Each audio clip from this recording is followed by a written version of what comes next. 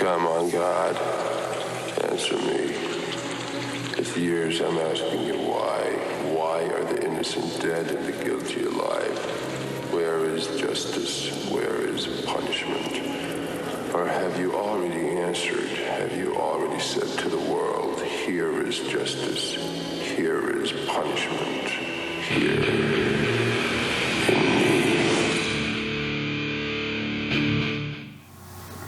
Hey folks, Salty Seaman here, coming at you with another Tips from the Fleet, not to be confused with Tales from the Fleet, a series where I look at different things in the military life for those who are just first joining. Now, if you want to see some of my other videos in this series, including encouragement to wash your ass, how to get through boot camp, etc., please check out the Tips from the Fleet playlist. Now, this is one I've been mulling for a long time. I thought I had a pretty interesting idea for how to break it down, and a lot of this just stems from, I think there is a civilian lack of understanding in certain areas about how Navy justice, punishment, discipline works. I think everyone understands the concept of the court-martial. And, obviously I think most people understand, like, not every infraction is going to lead you to standing in front of a judge with a lawyer. But, I don't think, what the levels are, the tiers of, what you did and what you could get in trouble for, I don't think is quite understood as well. I think there's a lot of, there's a general idea or stereotype from the idea of, you screw up in some way, you're in a smaller way, you might end up on a KP duty, kitchen patrol, or as the Navy says, FSA, food service attendant, working with the cooks, peeling potatoes, all that fun stuff. I don't even know if the Army still calls it KP. I assume they do. But anyways, in that, in all actuality, that's really not a punishment, that's an assignment, but it can be a punishment, but we'll get to all that later. I think it's important to start from the very lowest level, just giving you a basic understanding of what the tiers are and how these things can escalate. Now, sometimes you can just start off in a really, really bad position. The military rules and regulations, especially when it comes to discipline, good order, punishment, and all that fun stuff. They do go over it. You will have classes on it in boot camp. They will teach you all that stuff. You might even take a test on it. I believe I did as well. But, for those of you looking to join in and you're just kind of wondering, hey, what happens if you do the wrong thing? I feel like this is probably maybe a good primer for you. Now, one of the first things you want to look at, I think, if we're going to start this, is showing up for the day. You've been through boot camp. You went through training. You're working at your command. Generally, you have some kind of appointed place to go to every morning to start your day, generally called a formation or quarters. And this, of course, the beginning of your day can, start you off on a bad foot. Various things, of course, for males showing up without a shave, maybe your haircut's gotten out of regs, maybe your uniform looks kind of shit, other than the shave that applies to everybody. Or maybe you were late, and that's probably your most common infraction. The military is not big on people being late. I understand it's a very tidy organization that is very fond of things like being on time, or if not early, as the saying goes. If you're on time, you're late. If you're late, you're in trouble. And if you're earlier on time, all that good stuff. So. That's an easy one. You've been working there a couple months, let's say, and you have a bad morning. You wake up in the barracks a little late, alarm didn't go off. Wake up on the ship wherever, and you get to you're supposed to be there at 7:15, and you show up at 7:20. New guy, first time. More than likely, what's going to happen is and depending on your command and depending on the people above you and their ways of management. My general practice, for a first time for 5 minutes or something, someone, generally whoever's in charge of putting together the formation, generally an E6, come and grab you and say, hey, what happened this morning? And, say, hey, I'm sorry, I just I woke up late, my alarm didn't go off, power went out. What the hell ever. I mean, it's the first time, and that's generally all you're going to hear about it. Now, the problem with this is you might be saying, like, ooh, I got off easy with that. He just said, he asked the question, you answered it. He said, okay, well, just don't make it a habit, as a rule. Now, and that's not always the case. You could get, more of a harder speech about it. I mean, it just depends on your management styles. Some people are very, very tight on that, and they'll let you know, like, hey, this does not fly. But more than likely, it is what it is. It's called a verbal counseling. You didn't just get away with it, which a lot of people, I think, in that situation, especially new guys, go, like nothing happened there. It's like, no, if he came up and said something to you, you officially received what's called verbal counseling.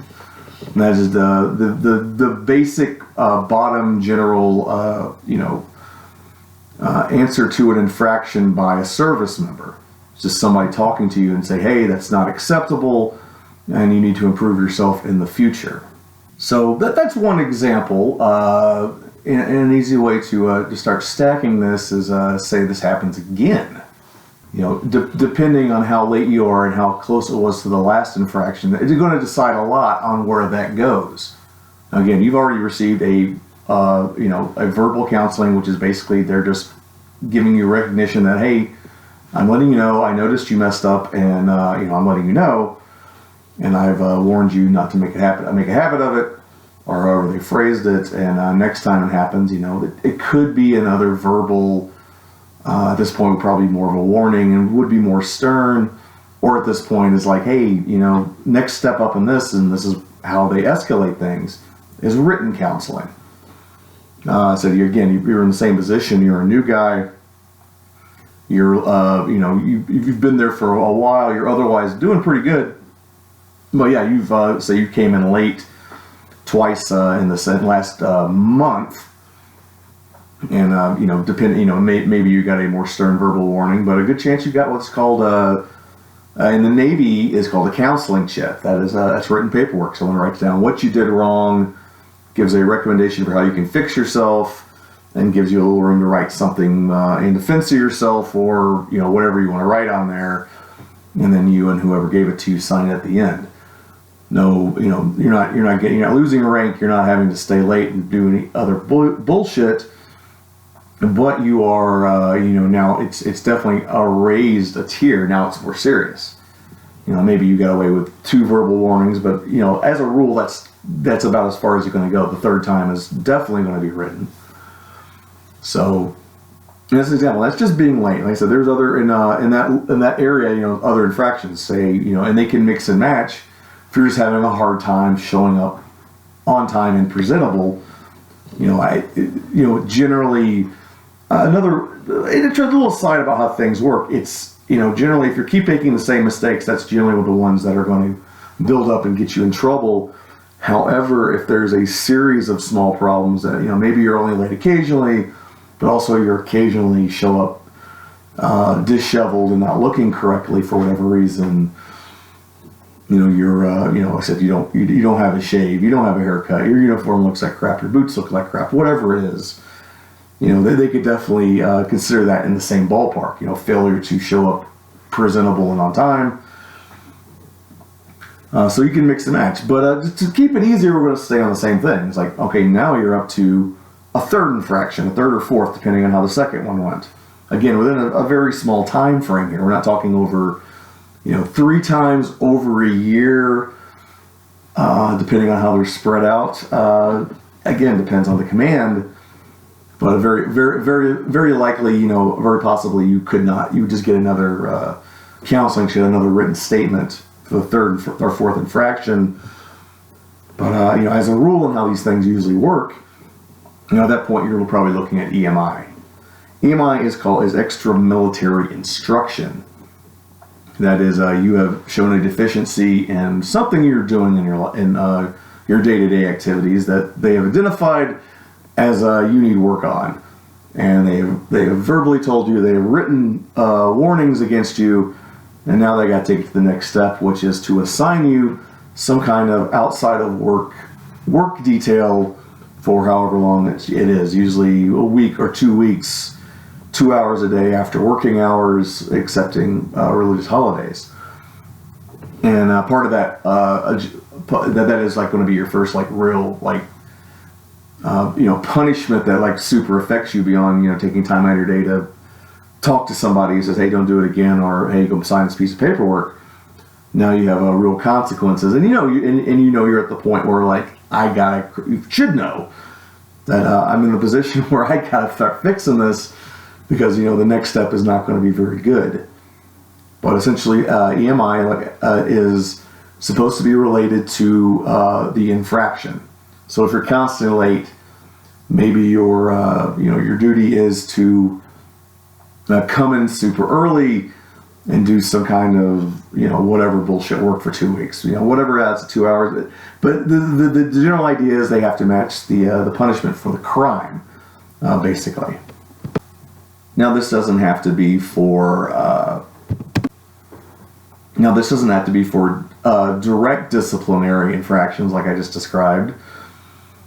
Failure to be at appointed place of duty, which is quarters, also known as unauthorized absence. A lot of civilians know the term AWOL, which we'll get to, and it's a bit outdated, but we'll talk about it. And other things, being behind on your qualifications. You're supposed to be, you work in a certain area, and you're supposed to have, a certain number of jobs you're qualified by a certain date. You reach past that point, you get what they call delinquent, or in the Navy we say DINK. And your EMI could be assigned to that as, you work on that qualification 2 hours a day after working hours every day until you pass it. That's another way of doing EMI. It can also be a punishment, a lower level punishment coming down from a higher authority if they judge it's not bad enough for them to give you a higher punishment than that. And that goes right into the next level, what happens when you go past EMI. So now we're sticking with the idea of being late, and I use that one as an example because that is a big one. That is, if I had to give the most common example of how people get in trouble on for dumb stuff, it's probably being late, and that's just that's culture of the military, and it's also certain people just aren't very good with their time, and certain people are they're late for other reasons, partying too hard the other night. And that is part of your problem constantly why you're late. They're going to notice that as well. And that's going to lead to some other problems, including maybe a trip to medical for what they call fit for duty. See if you're too drunk to be working, among other things. But sticking with just being late, say you get to the point where you've done the EMI, you've done the written counseling, you've done the verbal, but again, you just can't seem to get it together. The fourth or fifth offense, not necessarily you're going up to the next level.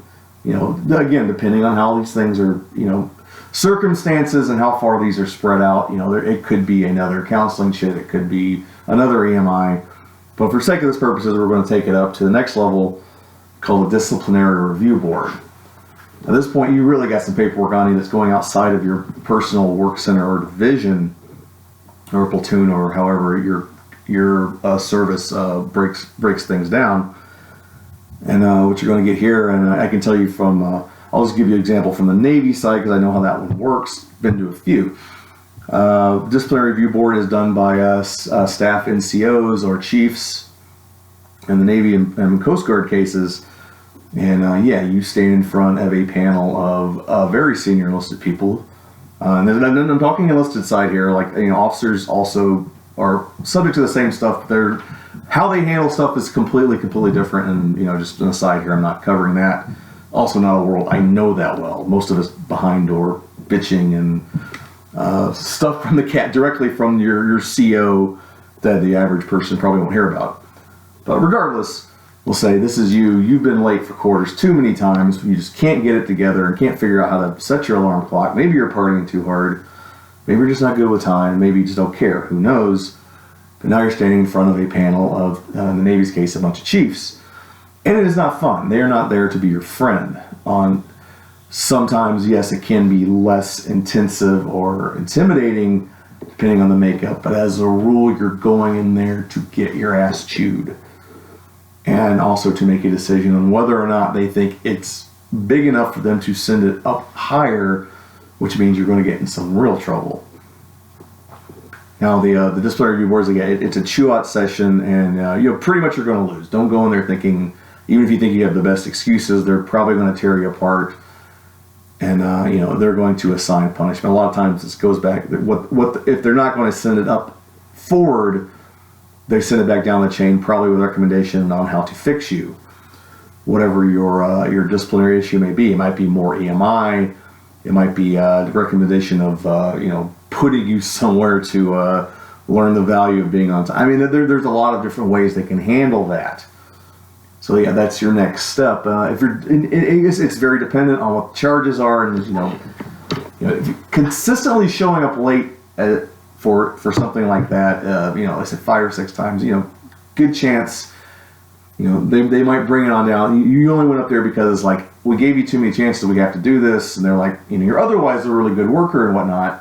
But they got to do what they got to do, and and a lot of times in that case, they're going to probably not send it all the way up.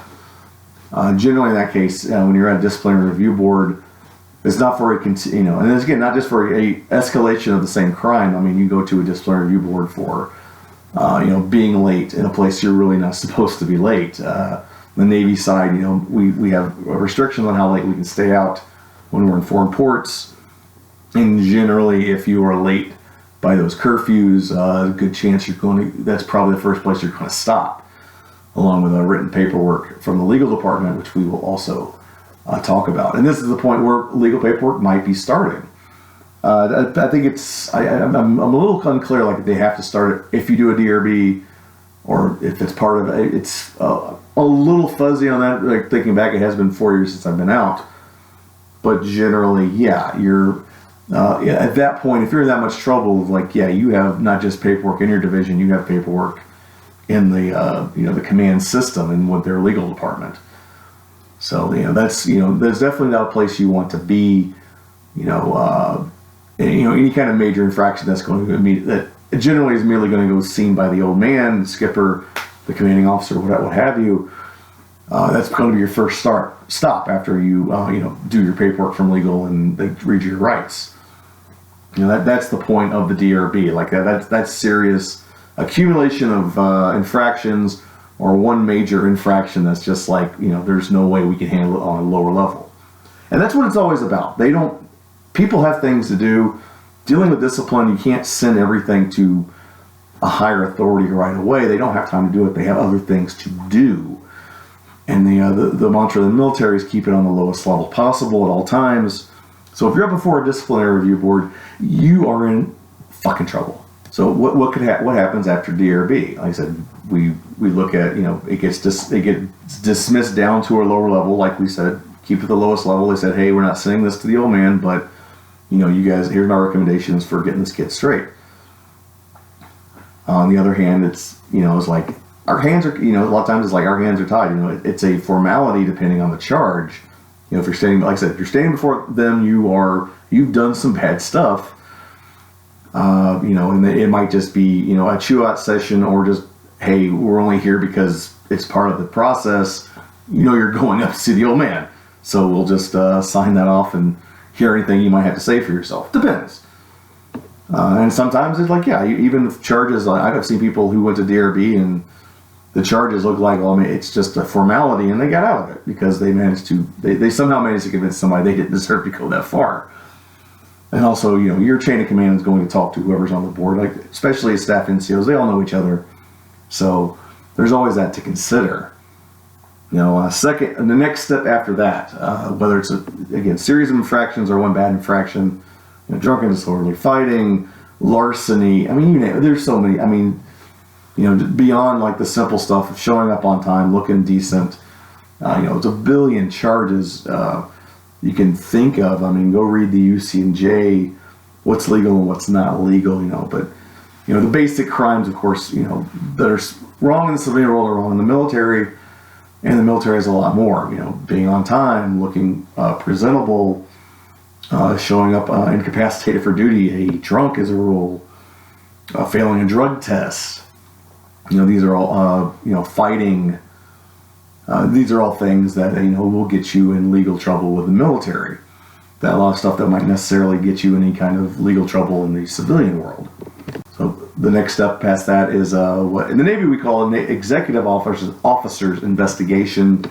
It's where the XO second command, the second in command, he does his own. He's like, well, if it didn't go directly to him because it's such a crime, which on my first ship happened a lot of time. We didn't have DRBs on the first ship for whatever reason. It was decided that they just went straight to XO.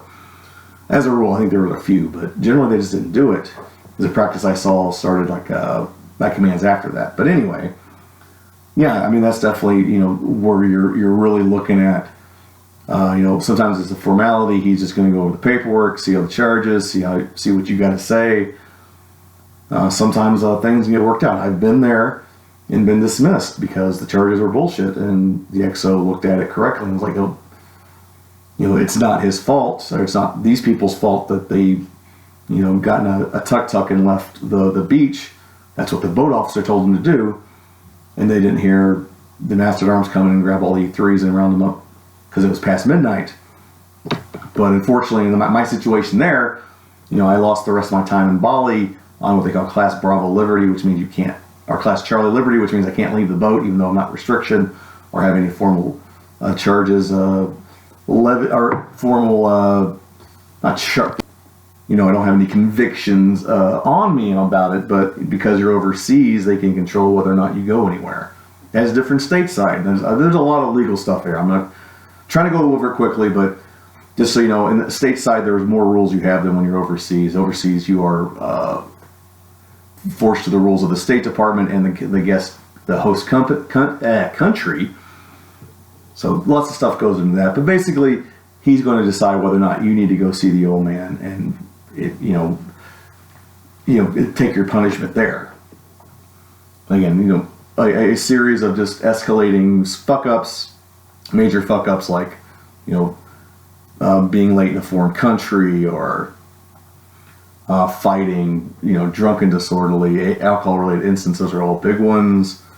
Like I said, larceny, but a lot of, failure to be in the point of place of duty, unauthorized absence. Your next point past that is if the XO says, the XO can, again, like the disciplinary board, dismiss it back to your division, your platoon, whatever, and say, hey, you decide on his punishment. I don't think the captain needs to see this. Or the otherwise it's like, or it's completely dismissed. Nothing was done. Nothing wrong was done here. And this is where it starts to look like more like a legal proceeding. The legal people will be there with him, and he'll be being very careful to stay within the legal bounds because the next step is non-judicial punishment. Within JP, as it's called, or captain's mast, or office hours, depending, it's where you go see the commanding officer, and that's where real punishment starts happening. That's more than losing a couple hours or standing extra watches or just getting yelled at and written up. You're in a position now where you're going to lose rank, freedom, and money. Possibly, there's always the possibility of being kicked out. There's, it can be a career ruiner.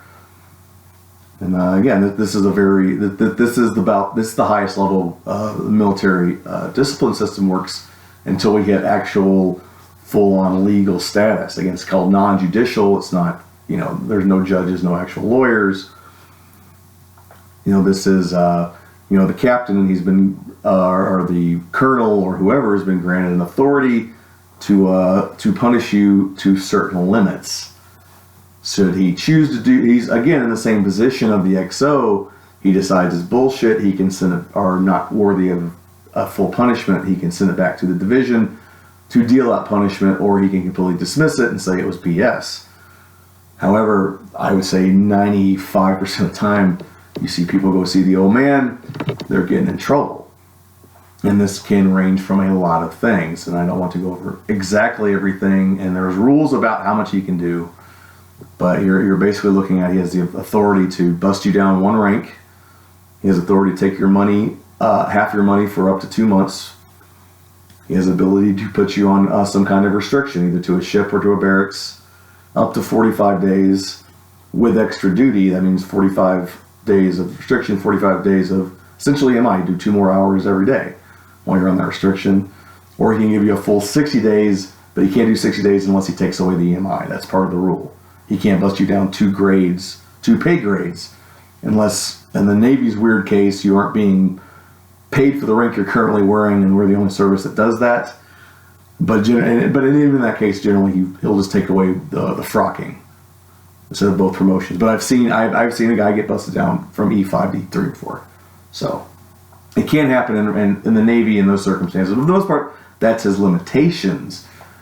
So not fun, and you get the full chicken dinner there. It's what called reduction of rate, half month's pay times 2, 45.